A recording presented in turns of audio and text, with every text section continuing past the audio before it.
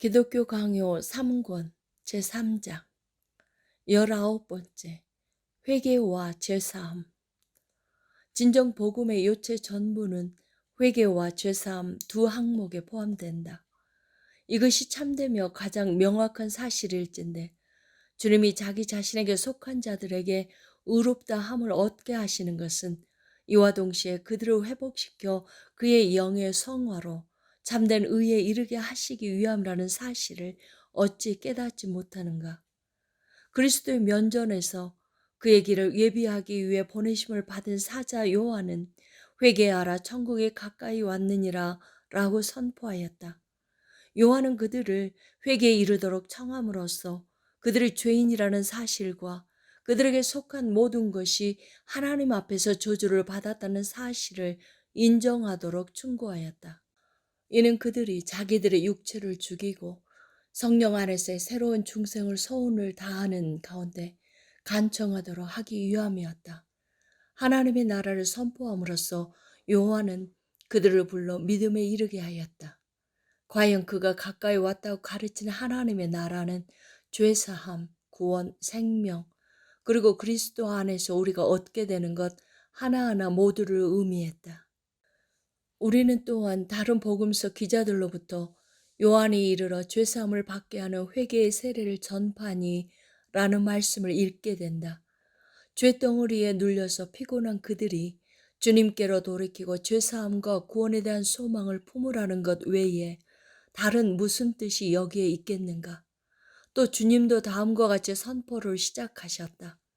하나님의 나라가 가까이 왔으니 회개하고 복음을 믿으라.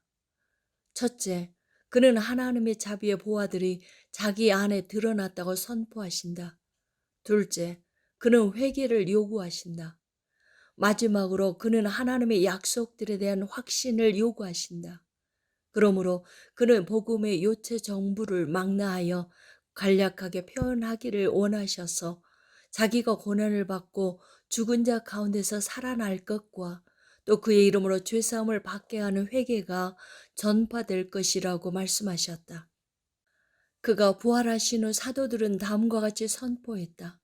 이스라엘에게 회개함과 죄사함을 주시려고 그를 높이사 사람들이 복음의 가르침을 통하여 자기들의 모든 생각, 모든 정서, 모든 열의가 부패되고 악하다는 것을 듣게 될 때 회개가 그리스도 이름으로 선포된다. 따라서 만약 그들이 하나님의 나라에 들어가기를 원한다면 그들은 필히 거듭나야 한다. 죄사함은 사람들이 그리스도가 자기들을 위한 구속, 의, 구원, 생명이 되셨다는 사실과 그의 이름으로 자기들의 하나님의 안전에서 값없이 의롭고 죄 없다고 여겨진다는 사실을 배우게 될 때 비로소 선포된다. 내가 다른 곳에서 설명했듯이 이 두 가지 은혜는 모두 믿음으로 얻어진다. 그럼에도 불구하고 믿음의 고유한 대상은 죄가 사함받는 하나님의 선하심으로 믿음을 회개와 주의 깊게 구별해야 할 가치가 있었던 것이다. 20번째, 회개에 있어서의 죄에 대한 증언은 하나님의 자비 안에서 베풀어지는 그리스도의 의에 대한 사랑으로부터 기원함. 그런데 그리스도를 아는 지식에 이르는 통로를 우리에게 처음으로 열어주는 것은 회개의 기원이 되는 죄에 대한 증오이다.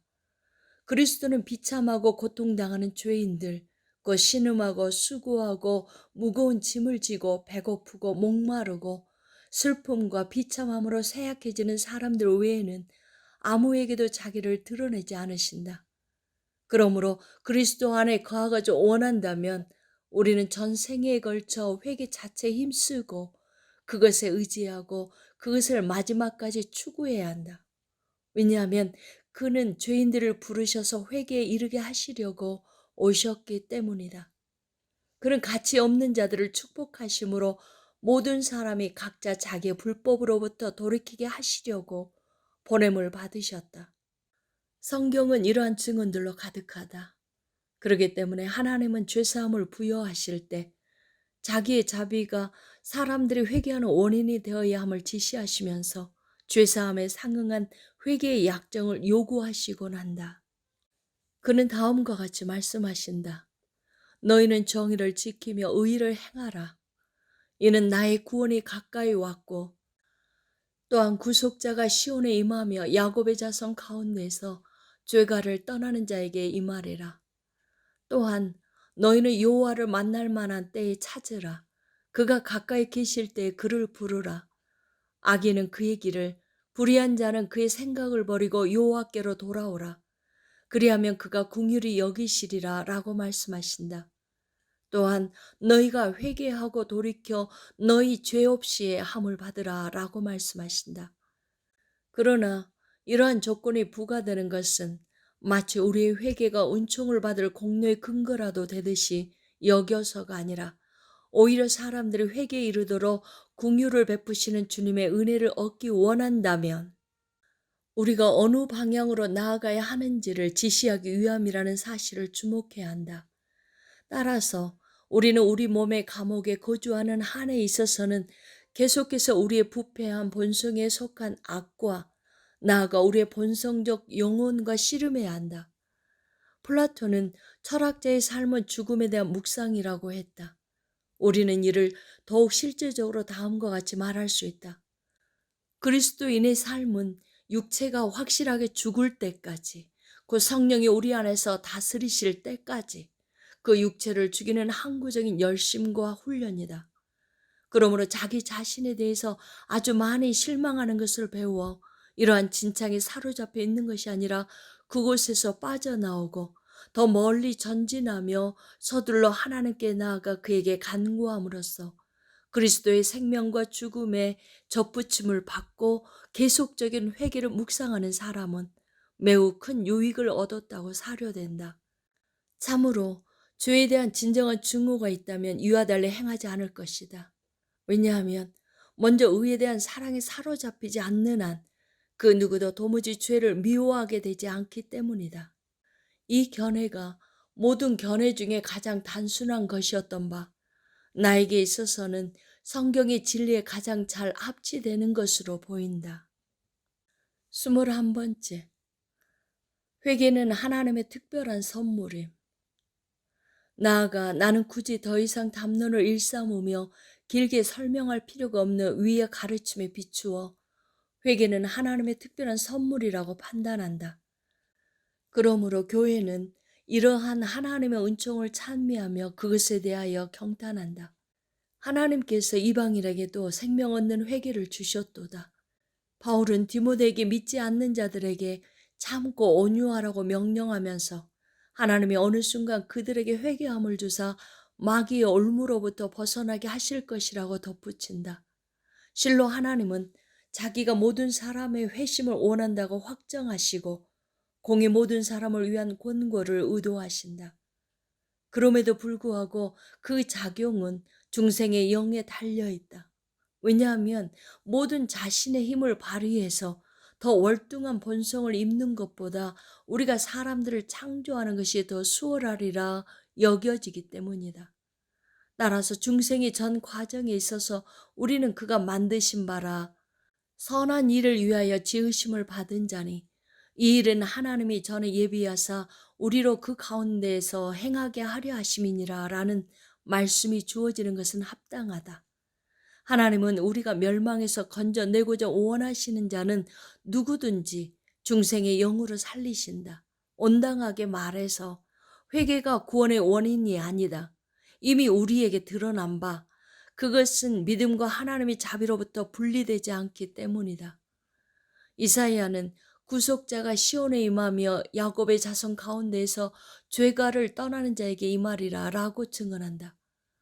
실로 다음 사실이 확고하게 정립된다.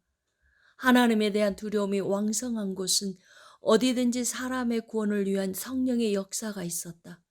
그러므로 신자들은 자기들이 하나님에 의해 버림을 받았다고 불평하고 슬퍼하는 가운데 있게 될 자기들의 마음이 그에 의해서 완고하게 되었다는 사실을 일종의 유기의 표징으로 삼았다고 이사야는 전한다.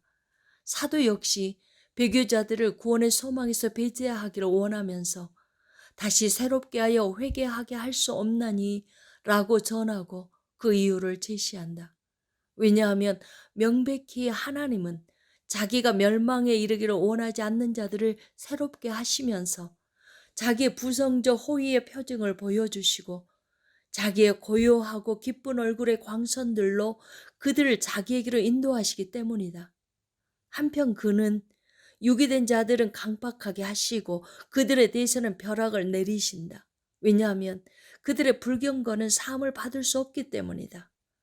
이런 종류의 징벌이 복음에 대한 믿음을 떠나 멀어지고 하나님을 조롱하며 그의 은혜를 상스럽게 경멸하며 그리스도의 피를 더럽히고 짓밟는 자기 뜻대로 배교하는 자들에게 있을 것이라고 사도는 선포한다. 왜냐하면 그들은 할 수 있는 한 모든 것을 다하여 그를 다시 십자가에 못 박고 있기 때문이다.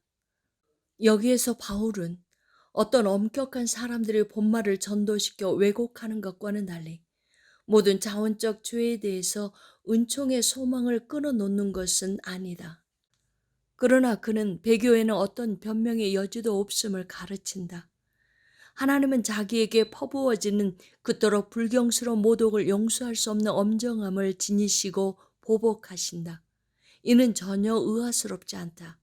사도는 다음과 같이 전한다.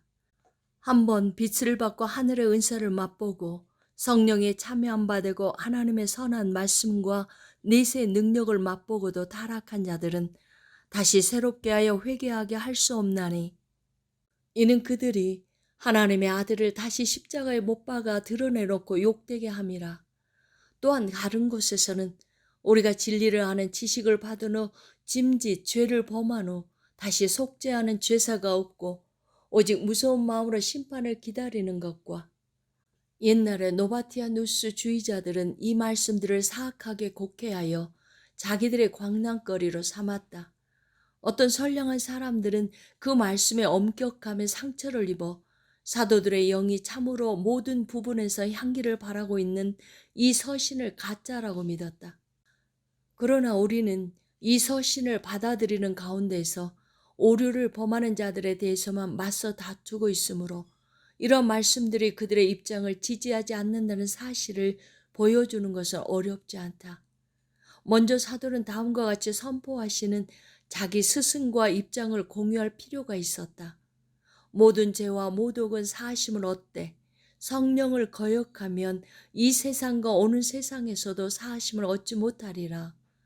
우리가 사도를 그리스도의 은혜를 대적하는 자로 삼을 수 없음이 마땅할진데 그는 이러한 유예에 만족했음이 확실하다. 이로부터 우리는 각각의 죄 중에 절망적인 광기로부터 생겨나는 것 한 가지를 제외하고는 모두 은총이 부여된다고 결론 내린다. 그 한 가지 죄는 연약함에 돌려줄 수 없다. 그것은 그것을 범한 사람이 마귀에 사로잡혀 있음을 드러내어 설명한다.